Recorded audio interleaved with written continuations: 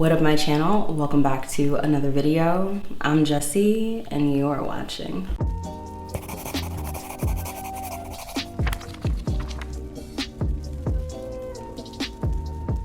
What's up, y'all? I was not even planning to film today, but it is such a delightfully overcast, delicious, cozy day, and I'm about to go to a coffee shop and work on some editing for some of my experiment videos. I had to stop and delay the coffee shop plans because I was really in the mood to talk to y'all. Other booktubers, do you ever have plans to just take a day off and then you just miss filming and talking to your subs, just YouTuber thing? This video is going to be my July TBR.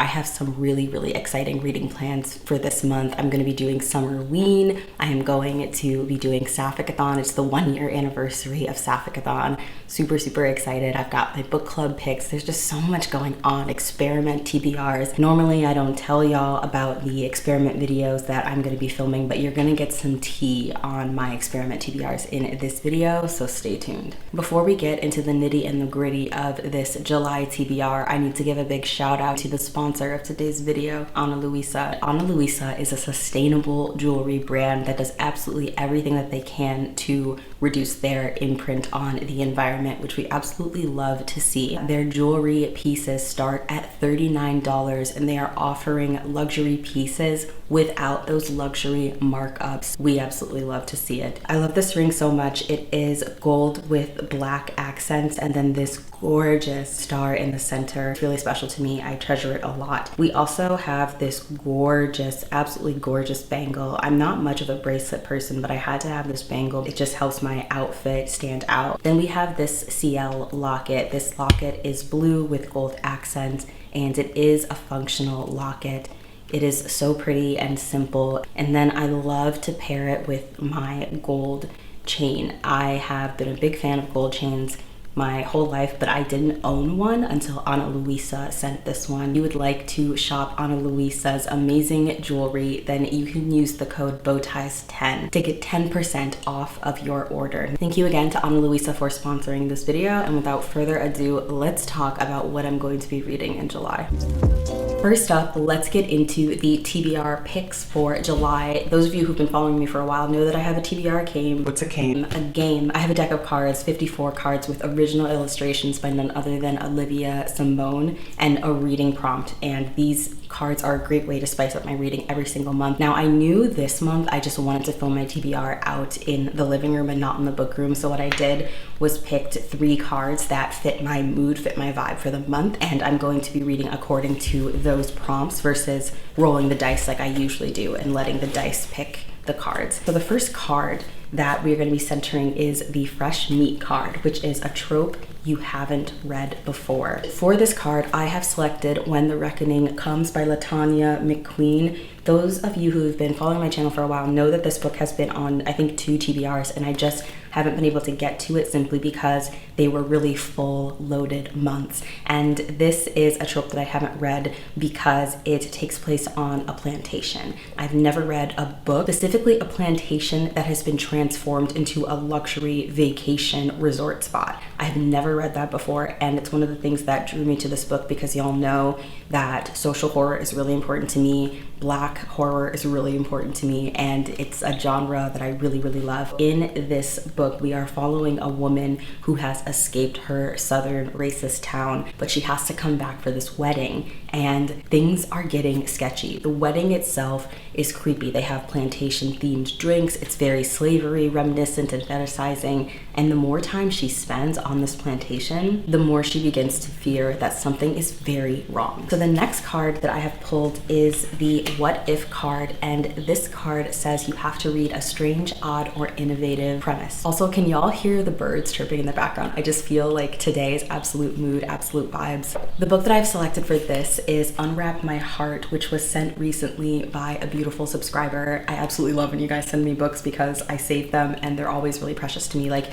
it's really hard for me to ever unhaul books that you guys send. I'm also reading this for an experiment video, and those of you who have been kind of keeping up to date with my YouTube community tabs, you know that it involves Bob's Burgers. I'm really excited about this, and this is about a girl named Sophia. She's a normal high high school girl, and a devastatingly handsome new kid shows up at her school, but he's mysteriously covered in decaying bandages and staring at her from the empty holes where his eyes used to be. It's about her falling in love with a mummy. I'm pretty damn excited about it. The final card that I have here is the She Thick card, which says you have to read a book that is over 500 pages. For this, I have selected Robin Hobb's Ship of Magic. This is the first book in the Live Ship Traders series, and it is 800 pages long. Now, if you watched my 22 books I have to read in 2022 or I unhaul them video, you'll know that this was one of the books that I talked about, or maybe it was Assassin's Apprentice. But either way, I've been dying to read Robin Hobb, and I have resolved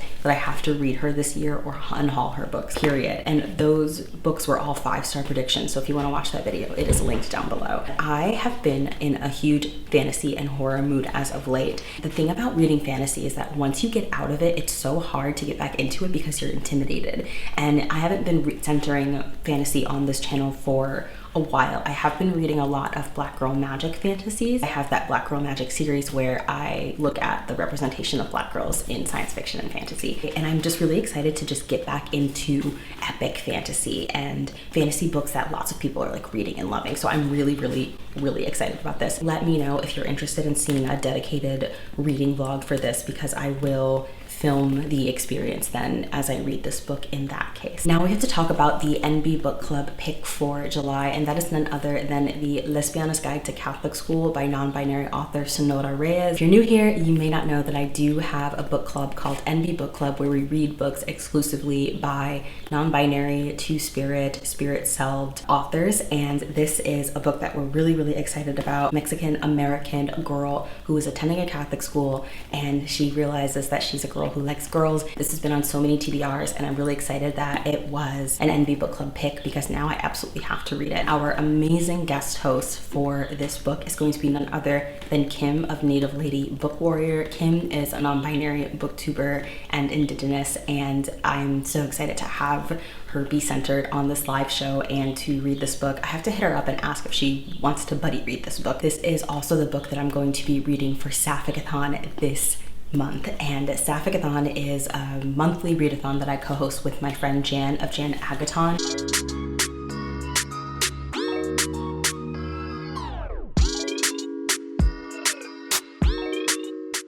We used to have co-hosts, but we've decided we're not doing co-hosts anymore. But our reading sprints that we host every month will sometimes often have co-hosts still, guest hosts, you know. Definitely participate in Sapphicathon this month, because it is the 1-year anniversary that we've been running this readathon. We started it because sapphic books just don't get a whole lot of hype, and we wanted to celebrate that. Actually, we started it because of this TikTok that someone made where she was saying really derogatory things about sapphic books, and then we were like, okay, well, let's host a sapphicathon to push back against that. And then it just became something that we wanted to do every single month, and it's really fun. It is going to be July 23rd, starting midnight to midnight. It's just a 1-day, 24-hour readathon, and it's really fun. And this time I am going to be vlogging for it, because I haven't vlogged for it in a minute. Let's talk about the Patreon plans for this month. For my Patreon, we have a monthly book club where we buddy read a book together in a Discord chat, and it's a really fun time. Now, the book that my patrons have voted for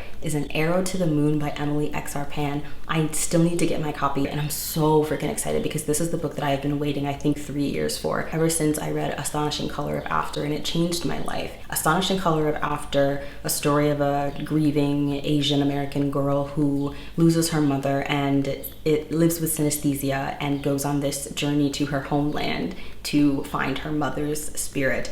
It is so beautiful, and it was crazy hyped back in the day on booktube. Emily X.R. Pan has not written a damn word since, you know, that she's published, since Astonishing Color, and so I'm really excited about this book. And An Arrow to the Moon is a fantasy spiritual realism novel about these 2 kids who are going on an epic journey, and I could not be more excited. I want more of her prose, I want more of her atmosphere. Give it to me, and I think that there's a chance that this book could potentially beat out The Astonishing Color of After. I know that those are big words, they're potentially fighting words, we'll see. So if you're curious about it, you're curious about the journey, definitely subscribe to the Patreon. It is in the description box below. The lowest tier is only $3. For our patron buddy watch, which is available to all tiers, we are going to be watching Mean Girls together.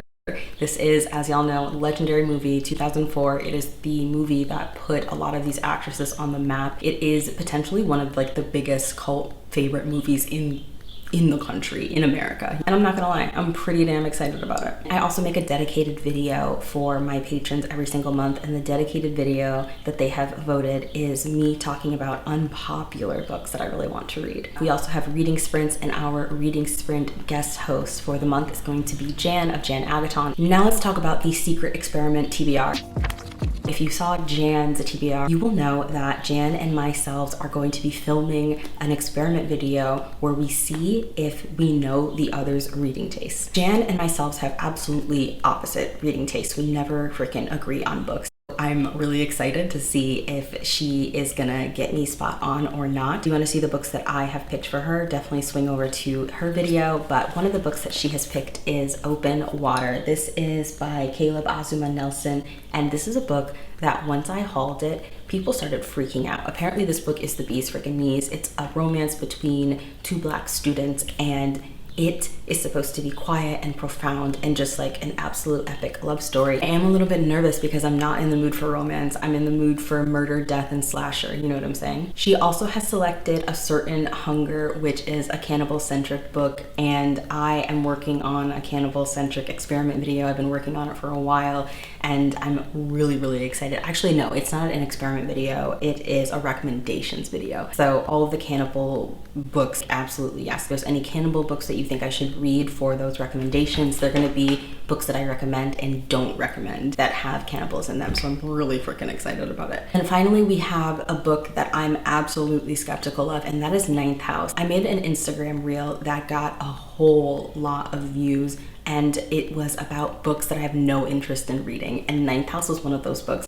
And people were very upset about it. This is a dark academia book that follows a secret society at Yale, and I think it also has magic in it that surprised a lot of people. It comes with a lot of content warnings, a lot of sexual violence content warnings, and it was a controversial book because people were very upset about the depiction of sexual assault. The author had a lot of really important commentary about that, but it is a book that is really polarizing. And I have a terrible relationship with dark academia. I rarely like dark academic books. I'm simply not interested in this book. Nothing about it calls to me, but Jan is convinced. Jan is convinced I'll like it, so we'll see. Now for the books that I'm going to be reading for Summerween. I'm so freaking excited about this. And one of the prompts for Summerween is to read a book that has Halloween colors on the cover. For that, I'm going to be selecting Unwrap My Heart, the Mummy, book that I'm going to be reading for that experiment video, as well as the TBR card, What If. So this is going to be filling a lot of my boxes, and I'm really, really excited about it. Saw Kill Girls is on Gabby's TBR for the month, and I might be buddy reading it with her. So Saw Kill Girls was gonna be on this TBR. It would be a reread for me. It's one of my favorite books, and I put it on my TBR because my friend Gabby of Gabby Reads is gonna be reading it this month, and was like, oh, let's buddy read it. But Gabby already finished it. Huh? Are you a good girl? You're cute, and you're special, and I hope you never die. The final book that I am going to be reading for Summerween is Brother by Anya Alborn. We are also going to be seeing, wait, focus, bitch. I cannot tell if this is in focus or not. Hi, puppy. Hello. Hello.